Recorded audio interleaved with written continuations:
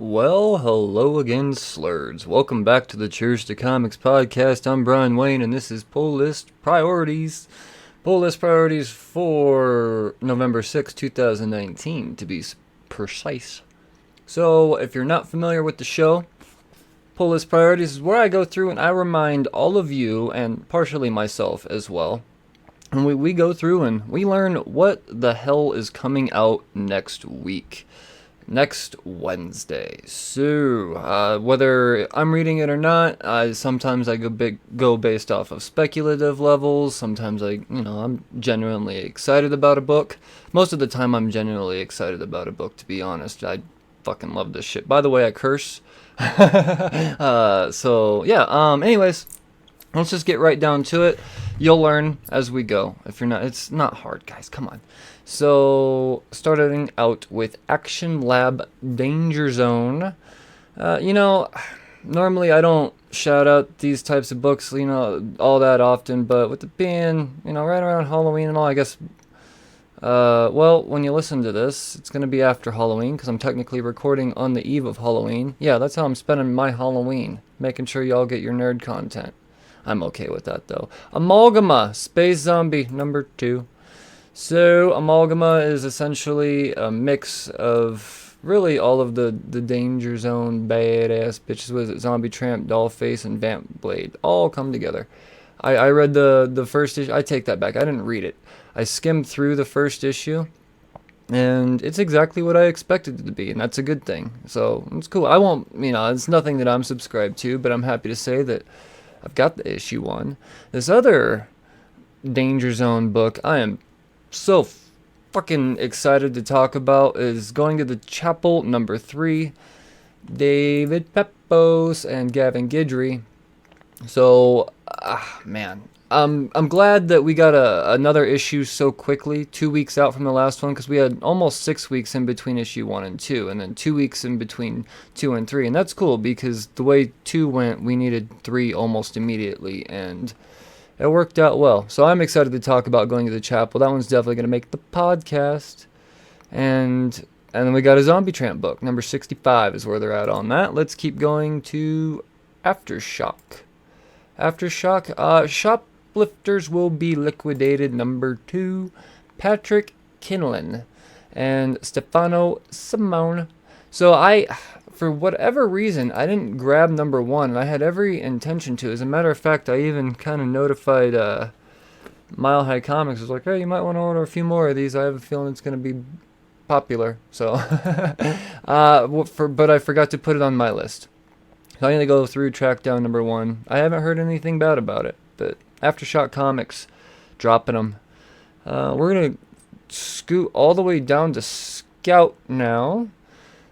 Scout Comics, we've got Electric Black, number 3.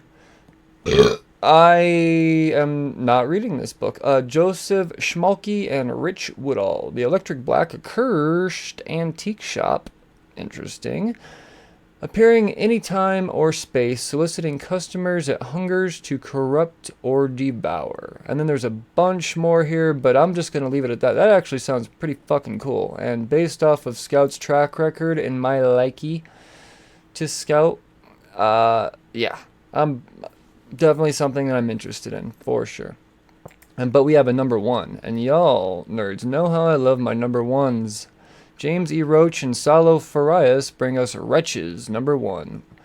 Alone on the tough streets of an alien city far from the lifeless planet they once called home, siblings Shay and Sean spent their youth struggling to survive. Still suffering emotionally from the loss of everything they'd ever known and loved, Shay and Sean have nothing else in the universe but each other. Forever outrunning the horrors of their past, they survive the only way they know how, by hunting and killing sentient robots for profit. Cool. Now, when the rough path that they had no choice to follow finally catches up to them, will they be able to catch up or keep each other safe, or will they lose okay. Alright, well, yeah, most of that description was good. I kind of butchered that. By the way, I'm not drinking beer on this podcast, actually. No, I'm drinking Red Bull. Yes, at 8:30 at night, I'm fucking wired on Red Bulls. I got a lot of comics I gotta do. I'm redoing my book wall and all this stuff, but yeah, I don't care about that. Let's keep talking. That's what I got for Scout. 2 bangers, baby. Valiant. Got a couple of books from Valiant to talk about. I'm not necessarily reading these books, but it's Valiant, so you talk about it. We've got the end of a 5-part miniseries from Killers. B. Clay Moore and Fernando Danino. Right on. Killers coming to an end. And then we've got Live Wire number 12 from Vida Ayala and Tana Ford. Not reading Live Wire, like I've already stated, but Valiant Comics. And the only reason I'm not reading it is because I haven't really given it a shot. It's not that I don't like it or anything like that, but yeah. Bolt. We're going to talk some Bolt comics next. We've got Heist, How to Steal a Planet number 1. Definitely something I'm going to pick up just based off the title. So, welcome to Planet Heist. It's the cutthroat capital of the entire Naring system, home to billions of the worst men and women in the galaxy. The pan-galactic government has no idea what to do with the planet, but con man Glaine Breld, that's a mouthful, and his band of thieves know exactly what to do with Heist. They're going to steal it. It's Ocean's 11 in space, but brought to you by the writer Paul Tobin from Colder and Bandit and Aruna Sushi from The Replacer. Okay, I haven't heard of either of those, but that's not going to deter me. I'm totally picking that up. Totally picking it up. And let's move on to some of the bigger names in indie comics. We're going to go right up to Image, baby. We've got Coffin Bound number 4. I started out with 1 and 2. Unfortunately, the storytelling was just a little slow for my style, despite the art being absolutely fucking phenomenal. The character design's great, and the concept is all good. It's just, for whatever reason, it's just kind of a slow roll. I feel like more of a trade read, probably. So, yeah, that's where I'm at on that. We've got Dead Eyes number 2. So, I had no idea what I was missing out with Dead Eyes. I didn't know the whole Dead Rabbit story. I knew that, there was a little bit of controversy and all that stuff. But Dead Eyes was republished, number 1, and it flew off the shelves, and I couldn't figure out why until someone explained to me what this book was, or what the premise of this book was. And then I see here that it's Jerry Duggan writing it, which I have now dubbed just the king of being able to write whoever he wants, because he can grab a voice. That dude's amazing. But anyway, so I am going to actually add this to my poll without reading number 1. I'm going to try to maybe see if my review, maybe Outright Geekery could hook me up with a review copy. So yeah, and we've got Deadly Class number 41. That's a big number. Rick Remender and Jordan Boyd. So Bone Machine Part 2. That's what's going on here. Deadly Class. I think that's like a Netflix or a Hulu or an Amazon thing or something like that. I don't know. Keeping it going, we've got Die number 9. Kieran Gillen, Stephanie Hans. Split the Party Part 4. All right. I read the first arc of Die and realized that as much as I thought I enjoyed D&D and all of that stuff, but I think I enjoy the idea of more than actually getting into it. My brain just gets anxiety when it comes to just that vast world, and this is Kieran Gillen building a whole new vast world. And I will actually say that I find it easier to follow, and I really do mean from just the 6 issues, I think it's better than D&D. Oops. But, I don't know. Bold statement, maybe? I don't know. So why'd you drop off? Because, like I said, it's a lot, and yeah, I'm not really in the D&D universe anymore. When I was reading those 6 issues, I actually was playing D&D and stuff, so, yeah. But, yeah, you move on. Nomen Omen, number 2. I didn't read Nomen Omen, but it flew off the shelves the last I saw. The concept doesn't necessarily seem up my alley, but I could definitely see a huge audience for it. We've got, what is this? Pretty Deadly Rat number 3. I've never even heard of the first 2. Kelly Sue DeConnick and Emma Rios. It looks creepy. There's not much of a description here. The previews gives us. We've got enter the door that never closes to the realm of the Reaper of Thirst. Well, you know what? That's not a bad one sentence type of draw. So cool. We've got Sonata number 6. Beautiful fucking book. Beautiful, beautiful fucking book. The thing is that I don't like love stories, and it kind of turned. I knew it was gonna be a love story, at least borderline, but then it really started turning into a love story, and it lost me. But Haberline and Hein, they really do tell. They team up very well. Same thing with The Marked. It was the same type of concept. It wasn't a love story, but it was about a younger group of female witches, and once again doesn't really draw my interest personally, but still a beautiful fucking book. Space Bandits, number 5 of 5, from the Millerverse, Mark Millar and Matteo Scalara. This story arc comes to a conclusion, and I will be talking about it in a trade negotiation. I read the first issue, loved it, and just because it hasn't made the overview section since does not mean that I haven't been buying it. So I'm going to binge read it and give y'all a trade negotiation probably by the end of the year here. And oh yeah, it's time. This is probably, well, there's two more major books. We've got Spawn 302. Enough said, right? And by the way, the 300 third printing homage parody cover, take my money. Got me. I don't buy second and third printings, but I'm a sucker for that 300 parody cover. I don't know why. Well, I know why, but yeah. And then Spawn 302, the ongoing. I'm guilty. I haven't really been reading Spawn, but I love collecting Spawn. I really do. So, yeah. And it's fucking Spawn.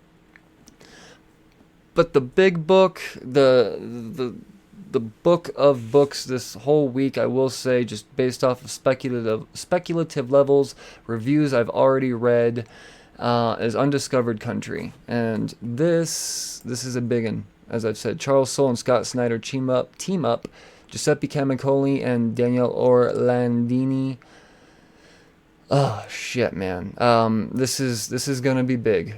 I'm not gonna give anything away. I have a really, I've borderline already read it through the review company, but at the same time I didn't want to read it. But I got a good idea of what the premise is, and it's just.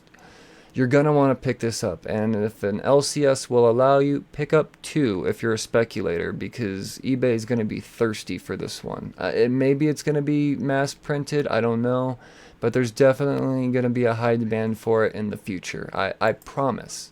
I promise.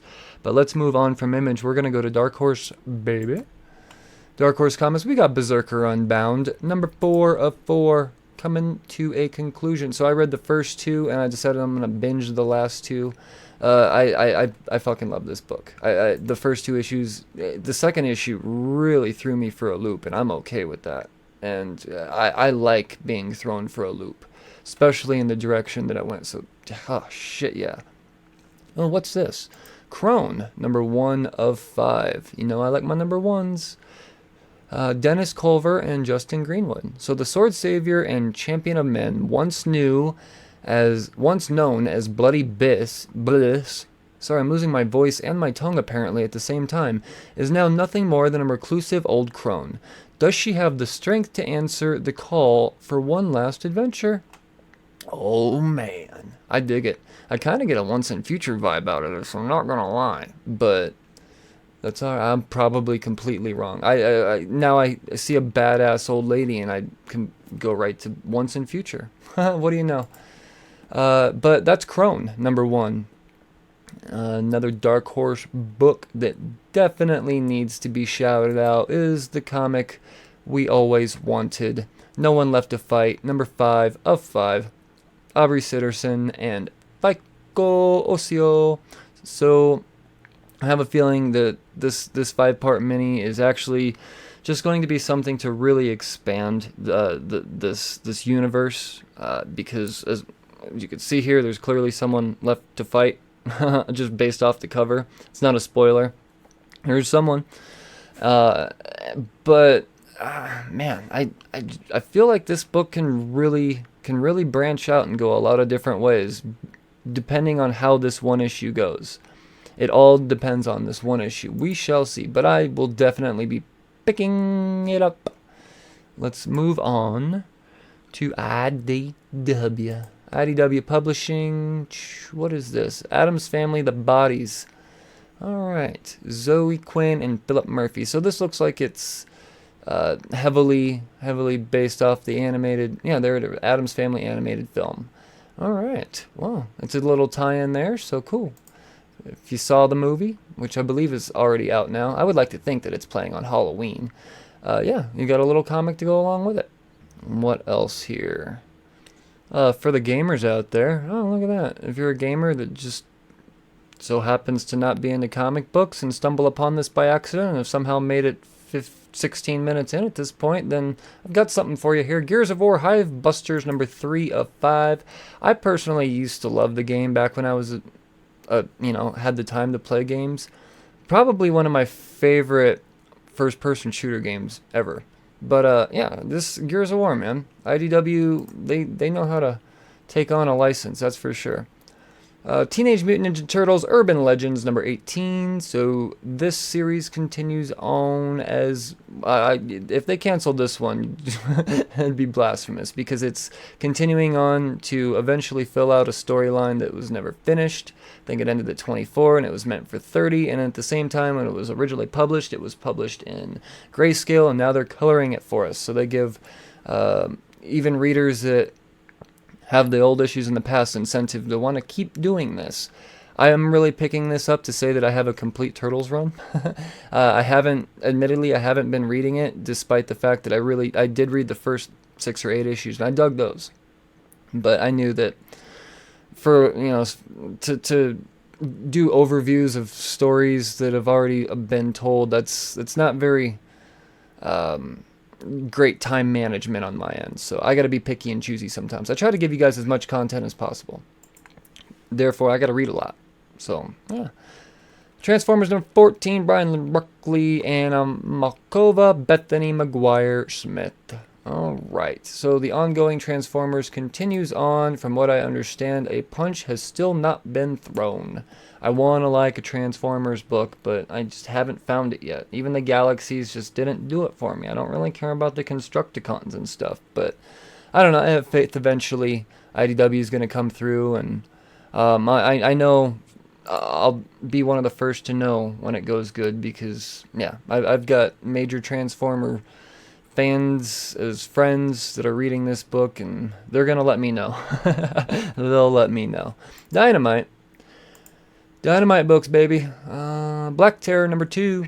When Black Terror number 1 came out, it was my off week. Dig this book, man. I'm excited to keep this going. This is an old school hero for sure. Despite just because it's a number 2 doesn't mean this is a new character. It goes way back, Superman days. But yeah, no, fucking A. What is this? Kiss Zombies? You goddamn right, that looks cool. Alright, Ethan Sachs, right on. Rodney Buscemi. Decades after a zombie invasion has made humans an endangered species, the city of New Detroit is under siege. The people in charge of banned music, as the undead are attracted to sound. And have tried to rid the world of evidence that the greatest band in history has ever existed. Unwilling to live this way and take the leadership at their word, a group of teenagers set out on a dangerous trip to find Kiss Dog. And Ethan Sachs writing this? Shit. That's interesting, man. That's fucking interesting. And of course, we got some Red Sonja books and some Vengeance of Vampirella stuff, as we almost always do from Dynamite. So, yeah. And last from the indies, we're going to talk a little bit about Boom. We've got BB Free, number 1. I don't know what this is, but it's a number 1.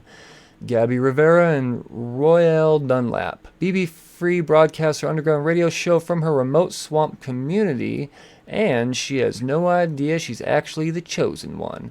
It's been over 100 years since the plague that ate greed wiped out half the population, and it's the only world that BB has ever known. But when BB rebels against her overbearing father. She realizes that everything she believes in could be a lie. And then there's 2 more blurbs there, and I feel like if I were to keep going, I would just give away the book, because they really want to lay it out there. I could definitely see an audience for this, for sure. Not going to be my book, but what are you going to do? Buffy the Vampire Slayer number 9 ongoing, so you have been reminded. Ooh, what's this? Magicians number 1 of 5. Lia Sturgis and P.S. Bach. Alright, meet the new class of Breakbills College. Series creator, blah blah blah. Okay, long after Quentin Coldwater has graduated from Breakbills, Dean Fogg welcomes the first class in Breakbills history to include hedge magicians who are known for being dangerous practitioners of sanctioned magic. As these 2 student bodies clash to prove their superiority, everyone at Breakbills is forced to take a side, not realizing that the threat has targeted them all. Eventually, Slytherin and Hufflepuff are born. Oh, no, it doesn't say that. That's the vibe I get, though. This is the origin. I don't know. I don't know anything about Harry Potter. This is fucking... But it feels very Harry Potter-ish to me. I don't know. And that's... Oh, never mind. I knew there was one more. Strange Skies over East Berlin, number 2. Jeff Loveness and Lissandro Esterin. So I've heard good things about this book. It feels like it would be a little artsy for my brain to comprehend, but but at the same time the concept seems really cool, and yeah, I don't want to just because. Yes, go find it. Let's move on to DC. The Big Deuce. Batman number 82. Oh man, Tom King's run's almost over. And Mikel Janin's drawing this one. City of Bane Part 8. Batman and his allies wage war on the City of Bane, but an unexpected turn of events will send everyone reeling. Will there be another death in the family? Or can the Dark Knight break Bane's iron grip over Gotham City? We'll find out. I don't know. That was I'm liking how it's definitely his run's picking up steam again for sure. This is how I remember reading Tom King, back when I was praising Tom King every other week. But yeah, no, I'm hoping he's going to end on a good note. We'll see. I have faith. I know what he's capable of. Deathstroke number 49. Not reading Deathstroke, but there it is. Death Patrol. Doom Patrol, Weight of the Worlds, number 5. So this is from the Young Animal line. We've got Becky Cloonan and Michael Conrad on this one. So it's not... Gerard Way's also credited on the cover there, just not in previews. So I don't know, but there you go. And what else? Oh, we got a number 1 here. What's Genlock? Genlock number 1 of 7. Colin Kelly, Jackson Lansing, and Carlo Barberi, along with Walden Wong. All right. Earth is at war. The villainous Union has been steadily taking over more and more of the planet after initiating the global culture war. In an effort to stand its ground against the Union, the Polity? I don't know. Pirates? Turned to Dr. Weller and his team of 5 individuals who are Genlock compatible, which allows them to transfer their minds to mech suits. Okay, I see what's going on here. Cool. Doesn't look like anything I'm gonna read, but that does actually kind of seem a little... I'm gonna give number 1 a shot. We'll see. If it's kind of manga-y, which is kind of looks like what the art that I'm gonna get out of this is, probably gonna go away from it, but I don't know. It's kind of seems cool. Kind of a cool concept. Not kind of, really cool concept. What is this? Green Lantern Black Stars. Number 1 of 3. All right. Grant Morrison writing it. Zermanico. And, we got a Derek Robertson cover. Okay. What has Hal Jordan done? I don't know. I haven't been reading Green Lantern. You tell me. Following the catastrophic events of the Green Lantern number 12, I'm going to have to read it. No Green Lanterns can be found patrolling their space sectors, and not a single power ring lights the darkness. Across the universe, one familiar face now wears a different uniform and enforces a new type of galactic law. The Green Lantern Corps is dead. Long live the Black Stars. What? Okay. Got it. I'm in. Right on. I'm in. I'm going to check it out. For show. Harley Quinn, number 67. Sam Humphries still killing it on that. I don't know. It's kind of a light week for DC. This might be a Harley Quinn week for me. That's usually my rule of thumb with Harley Quinn. If it's a light week, I'm gonna get it. Because I do have a giant a good portion of this run. Let's keep going. Infected King Shazam, number 1. What is this? Sign of Grace and Joe Bennett. What? Billy Batson is a good kid. He helps his friends, loves his family, and tries to do the right thing. But Billy is about to have a run-in with the most dangerous serial killer in existence, and the Batman Who Laughs wants Billy to be bad. Spinning out of the events of Batman, Superman, and You're the Villain, it's a tale of a hero whose soul has been turned black, and who has something to prove to the old guard. Buckle in for Shazam's journey to punch a bunch of so-called gods in the face and show the establishment exactly what the future looks like. So this looks like a prequel to Batman Superman number 1, and I'm okay with that. I am okay with that. Or at least that's what it seems like. Justice League ongoing number 35. Alright. Well, obviously reading this. Definitely reading it. It has everything to do with... I don't know. I think in the long run, this arc is going to mean a lot. I have a feeling, especially with Snyder announcing that his run's going to come to an end here very soon. I believe at 40 is what he said. We've got the Legion of Superheroes number 1. Brian Michael Bendis is writing it. Alright, and we're in the 31st century, and as you know, in the last issue of Superman...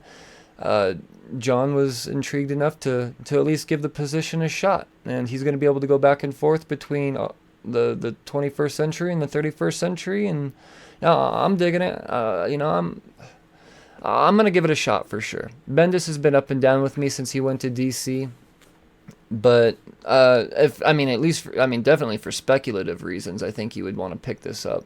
I mean, I'm sure it's going to spike at least a couple of dollars in the future, but no, we'll see. I'm gonna.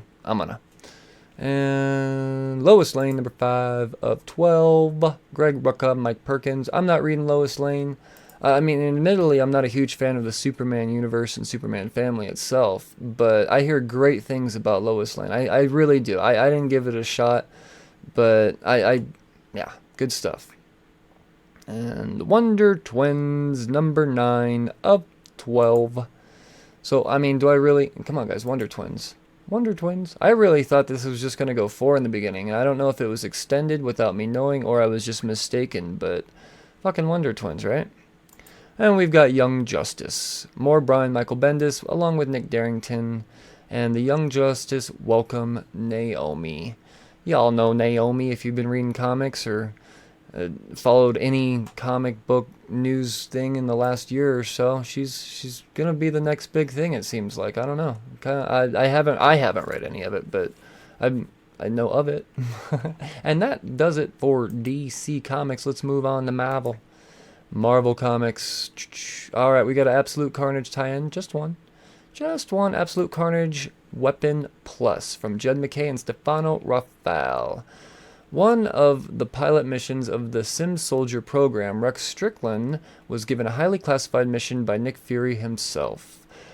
Where exactly did the ancient symbiote known as Grendel come from? Decades later, Carnage is on a rampage that will connect him to Null, the symbiote god, and only Weapon H can stop him. What? Weapon H? Oh my god! We haven't seen Weapon H since, well, the Weapon H run that ended this year. Ooh, Jed MacKay, I hope you do a Carnage tie-in right, because admittedly they haven't all been done proper like I believe they should be. Amazing Spider-Man number 33 ongoing.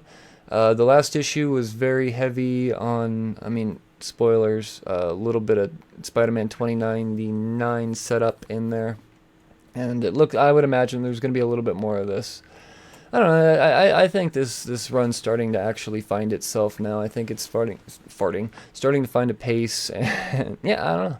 I'm liking it more than I was at the beginning. That's for sure. I think that once they move past the Craven arc is when, yeah. Then we've got Black Cat number 6. So Black Cat, she's got herself an ongoing, and yeah. Daredevil number 13, possibly the best ongoing title at Marvel now. It's a close call between that and maybe one or two others, but Daredevil, fucking good man. Good man. Well, and I have to catch up on number 12 because I've actually purchased this book off the shelf twice now, and I keep getting a misprinted copy. So there's a group of comics out that were at least shipped out to Denver that were heavily misprinted, and I need to be able to read this, and I refuse to buy it digitally. So I don't know. I'm gonna have to catch up somehow. Just from what I read in the misprinted issue, it looks like it's gonna be so goddamn good. Carrying on, number 2 of the Doctor Doom ongoing. Now, I was excited when the book first announced and released. I thought, Doom, cool. And then I seen that it was, okay, we're gonna get Doom for a whole year. And, this could drag on in a great way or, not so great way. And then issue 1 came, and I started reading issue 1, and I got about 60% of the way through, and I thought, uh-oh. And then 61% occurred, and I thought, oh, shit. Okay, nope, right on. I dig it. I like the concept of this. I'm gonna keep going. So Doom number 2 is here. We've got Fantastic Four, number 16, that ongoing. Number 15, I believe, fell on the off week again, and it was more of the, it was more tying into the origin story again, the stuff we don't know about the Fantastic Four, and them kind of recreating it and going out to fulfill the mission that they originally failed at. What is this? Future Fights, First Crescent, and EO number 1. All right, okay. I think I actually play Future Fight. It's the only phone game I play. It's the only game I play, actually. I don't know who these characters are. They're on the screen a lot, but yeah. So that's a speculator book. Faux show. We've got Ghost Rider number 2, that ongoing. Ed Brisson and Aaron Cooter. I like the story, but I don't feel like the art fit the story style, so it was hard for me to get into it, but I'm going to keep going with it, and maybe my brain will acclimate. Immortal Hulk number 26. It keeps going, baby. It keeps going. That issue 25 was a big ol' issue, and it was in the future. So we're continuing on in our continuity now, and looking good. Looks good.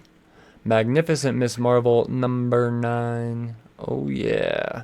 I read the first. Well, I think I read the first 6 or 7 issues, and I decided I liked the character enough for me to say I don't like Miss Marvel anymore. So good on you, Saladin Ahmed. You have been the author to change my mind. Unfortunately, my Marvel pull list is dense AF. So this falls on a heavy week most of the time, and I had to cut it. But yeah, Miss Marvel, it's a great book. Take my word for it. We got Miles Morales, Spider-Man number 12. It's good stuff. We got the Ultimatum arc going on here, and yeah, I'm happy with Miles Morales. It's pretty good. We've got some Dawn of X this week, guys. We got New Mutants.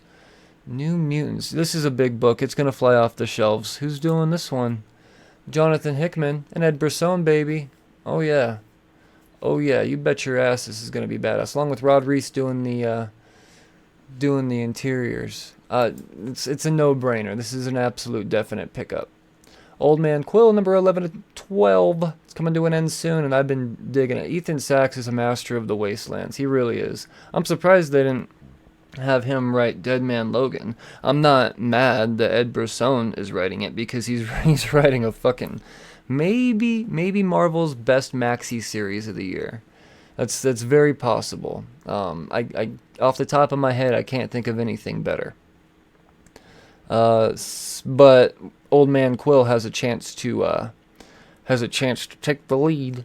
Savage Avengers number 7. It's Savage Avengers. It's an amazing book. I love it. They're introducing new the new team. Well, they did that in the annual that came out last week. So yeah, I imagine it's gonna play a part into what we got here. Some new Savage Avengers team, and it's not so much as an addition as it is a subtraction, but for good reasons, obviously. Obvious reasons. You'll see. All right, what is this? Spider-Man and Venom Double Trouble, number 1 of 4. This looks like it's directed towards the general audience. Well, it says rated teen. All right, so Mariko Tamaki, which known for bringing me X-23, which was badass, and Gurihuru. I think I said that right. Gurihuru. You've seen him duke it out in the Marvel Universe for years, but prepare to see Spidey and Venom as you never have seen them before, begrudging buddies. It's fun of the freaky variety this time around, as an unexpected mind swap sets Spidey and Venom in each other's bodies. But who swapped them? Why? I don't know. You'll have to read to find out. It's only 4 issues, beginning with this one, number 1. I'm actually probably going to pick that up. That does actually sound pretty fun. Alright, more. There it is, X-Force. X-Force number 1. Ben Percy and Joshua Cassara. This is probably the most intriguing of the Dawn of X titles to me, because essentially X-Force is the CIA of the mutant world, one half intelligence branch. I don't know why I can't say that sentence. One half special ops. Beast, Jean Grey, and Sage on one side, Wolverine, Kid Omega, and Domino on the other. In a perfect world, there would be no need for an X-Force. So where's Colossus at? I see Colossus on the cover. I don't know. Dude, I'm so stoked for this book. I am. And oh man, the best part is that Leafield has nothing to do with it. Yondu is going to be the last book of the week I will be talking about. Lonnie Nadler, Zach Thompson. All right. Yeah, this is a 5-parter. Number 1 starts this week. Yondu, lone Ravager and all-around scoundrel, is about to hit the biggest payday of his life when he stumbles upon a dangerous new weapon. But when this artifact turns out to be deadlier than he bargained for, will the reward outweigh the risk as Yondu finds himself targeted by a mysterious mercenary?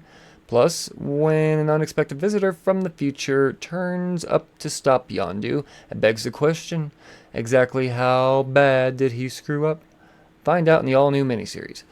I'm going to check that out. It's only 5 issues, so it's not much of an investment. And a $4 price tag, so $20 if you don't have a full subscription discounting you. So, I don't know, that sounds like a $20 story to me. It's Yondu. You don't get a lot of Yondu. So, that is Pull List Priorities this week, nerds. I'd like to thank y'all for listening. I hope it's been somewhat informative. I apologize, my voice that was not planned. Not planned at all. And I'm all hyped up off Red Bull. So, yeah. I would like to remind you, slurs, that you can support this podcast several different ways. The first one by becoming a Patreon. You can go to patreon.com/cheers to comics, and for as little as $1 a month on up, there's several tiers to choose from, and you'll get your money's worth. It helps support the show financially. It helps pay for hosting, little things like that. I'm not asking much. I'm not. It's more than anything, it lets me know that you appreciate the content that I'm giving you enough to actually want to contribute your hard-earned money. There are other ways that you can support this show, though. The biggest one that doesn't cost you anything, minus a couple minutes of your very precious time, which I do respect, is by rating the podcast. Apple Podcasts is probably the first place I suggest you do that. Leave me a 5-star review, leave me a little bit of a blurb. Give me general honest feedback, though. I'm not going to say just do it because, I do appreciate your feedback, but somehow it does help this podcast in the rankings, and it helps grow the audience, and it's easier to search. I don't know, when Apple's happy, everybody's happy. But wherever you listen to podcasts, there's usually some way to leave some sort of feedback, whether it's a little heart and a comment on Podbean, or you can go to Podchaser now. Check out podchaser.com. It's badass. It's like the IMDb / social networking of Podcast, and you can rate individual episodes there, so that really helps, and you can rate the entire podcast.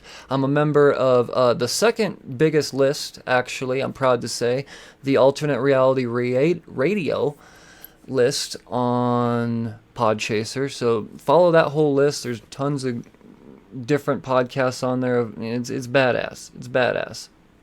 So yeah, and you know what? Leave me feedback. Any feedback that you do leave, if you want, I'm gonna read it on the show. I'll give you a personal shout out. I know that might be kind of cheesy and lame, and maybe overplayed, but you take the time to leave me the feedback. I'm gonna give you the proper credits. So do so. Like I said, on Apple Podcasts and all that, but I'll even give you the email. So if you want to write me out a whole letter of hate or appreciation, one or the other, I don't care. Go to Cheers to Comics Podcast at gmail.com. Drop me a line, and yeah, if mark okay to read, and I'll read it on the show in a future episode. So, once again, I'd like to thank y'all slurds so much for tuning in. Remember to support your local comic book store, your LCS. Hit them up on Wednesday. Go early because a lot of books are going to be gone. And, yeah, good stuff this week. So, you nerds, read responsibly. Cheers, fuckers.